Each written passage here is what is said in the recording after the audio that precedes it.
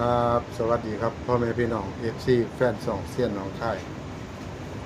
มาพบมาพอกันในตอนเช้าๆครับหลังจากลงลางไปเล่าวไปเล่าวกับรุดพี่น้องไปจับเลขผิดโอ้กันยังวะมันมันเลือกบ่ถือคือวานล่ะ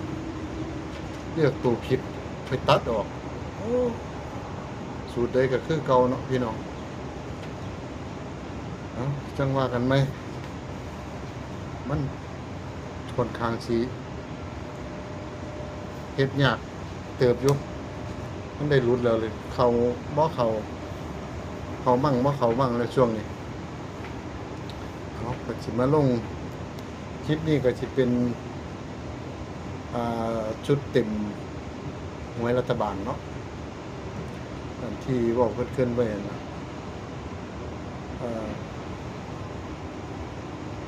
งวดก่อนก็บ่ได้จับให้ได้6กับ5ได้6กับ2บัดนี้ก็เลยไปจับตั้ง62มันเป็น623พี่น้อง623มันตัด3ออกเหลือแต่2ไปซื้อทั้ง63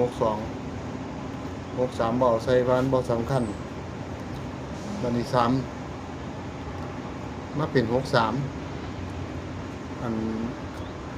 รางไข่อยู่มันมีเลขอยู่มุมเดียว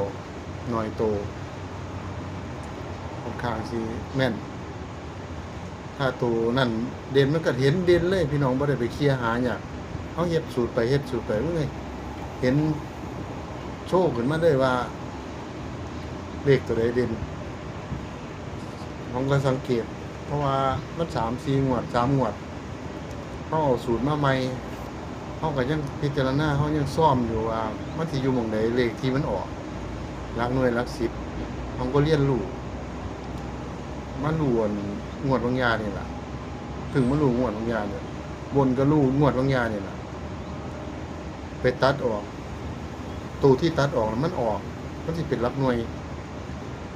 วันนี้ก็เลยว่าเบิ่งงวดนี้สิเอาให้ได้งวดนี้ตรงที่ตัดออกนั่นล่ะ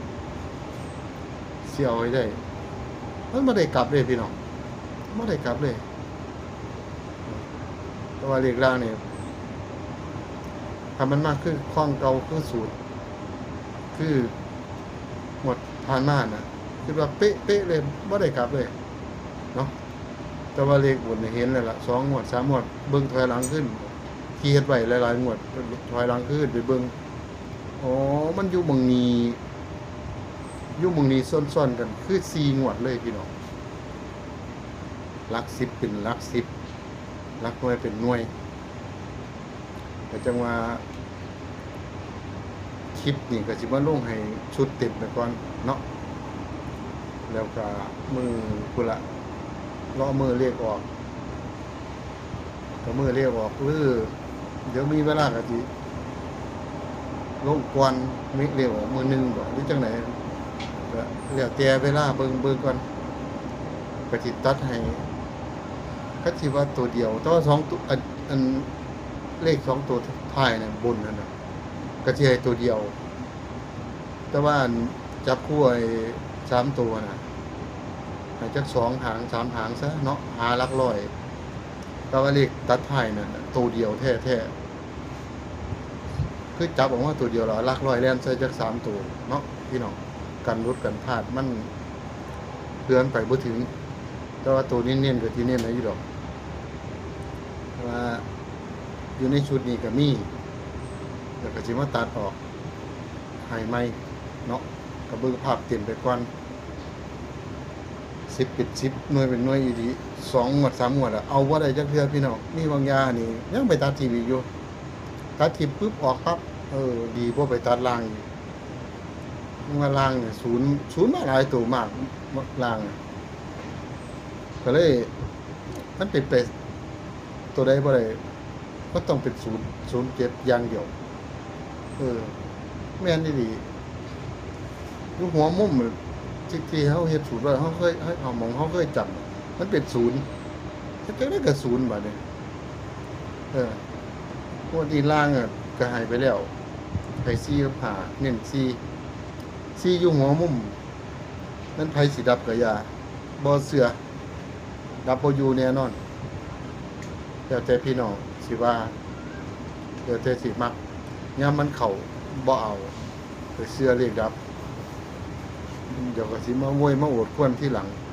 มันเข่าบางเทีมันก็เข่าบ่ยาวนี่พี่น้องมันมีจังหวะมันเข่ามันก็เข่าเด้ท่านเขาเอิ้นน้ำขึ้นเลยรีบตัดแล้วไปรอจังหวะอยู่เดี๋ยวก่อนน่ะมันสิว่าท่านการช่วงสูตรกำลังเข้าส่วนสิรู้จักจนว่ามันหลายงวดแล้วส่วนสิเรียนรู้ส่วนสิก็มาจำมาจดหมองมันออกอยู่หั่นมันก็สิไหว้ก่อนแหละก็จะคือว่าล่ะจะใครเอาเปล่าพี่น้องในงวด2งวดนี่หามันไหว้ไปแล้วหามันลามันเห็นบ่คือหวยเล่ามันเข้ามาดีเห็นบ่บัดนี้บ่เข้าเลยเห็นบ่นั่นล่ะช่วงมันเอาช่วงเอาได้เอาเลยพี่น้องเอามื้อนี้ก็สิมาลงสูตรเต็มเบิ่งก่อนเนาะเฮาก็เดี๋ยวไปเว้าในคลิปไปเบิ่งหวยกันครับมาแล้วรัฐบาลไทยเอาตั้งกล้องเที่ยงเบิ่งเอาเด้อพี่น้องเด้อรัฐบาลไทยวันที่1นี่เด้อเอานี่น่ะเต็มยกขึ้นจังหน่อยอันนี้เส้นก็สิอธิบายเนาะเบิ่งบ่ทันอีหยังบ่ทันก็หยุดภาพเด้อพี่น้องเด้อหยุดภาพไปเบิ่งเด้ออันนี้สิอธิบายอันเลขวิ่งเลขเรียนก็อยู่ในนี่ล่ะพี่น้องก็สิอยู่ในหน่วย10นี่ล่ะอันนี้หลัก10ก็คือ1 5 6หลักหน่วย7 2 3บัดนี้เฮามาจับคู่หลัก1ก่อนเนาะนี่จับหลัก1ก่อน1 7 1 2 1 3หลัก5บัดนี้5 7 5 2 5 3หลัก6 6 7 6 2 6 3เอาเลข3ตัวบัดนี้ไปไว้จักหน่อยเลข3ตัวเลียนหาหลักร้อยพี่น้องมันสิอยู่ในนี่น่ะเลียนหาหลักร้อยก็เลยยันเป็นเลขมันส่วนมากมันก็สิมาเลขพี่น้องเนาะเนี่ยก็เลยจับเป็นหลักร้อยก็เป็น4 5 3 2 5 3 3 5 3ตัวนี้เสี้ยนก็เน้นหาเด้อพี่น้องเด้อนี่คือตัวเด่นเนาะเน้นหาหลักหน่วยก็เด่น3มักเห็นบ่เด่นหากับ3ตัวมันสิกอดข้อกันเอาขีดเส้นใต้ก็คือหลัก5เน้น5แล้วก็5 7 5 2 5 3ที่จับจัง4ยันมาจัง4พี่น้องติดหลัก6ก็5มักก็มัก6 7 6 2มันเคยประมาณนี้พี่น้องก็เลยจับคู่แบบนี้บ่งงเนาะขีดเส้นใต้ให้แล้วก็รูด5นะพี่น้องมันก็รูดได้แค่นี้แหละ7 2 3เท่านั้นตัวอื่นรูดมากบ่ได้พี่น้องหรือผู้ใดมักนอกได้นี่ก็แล้วแต่เอาหาไปประกบทั้งนอกก็ได้เด้อเอาคลิปนี้ก็เอาซ้ำนี้สักก่อนเอา เอาลงสุดเต็มไปก่อนเดี๋ยวสิมาตัดให้มันเหลือแคบ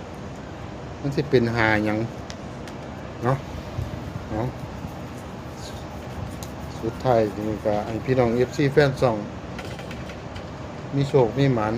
ลำๆเรื่อยๆสุขผู้สุขคนครับสวัสดีครับ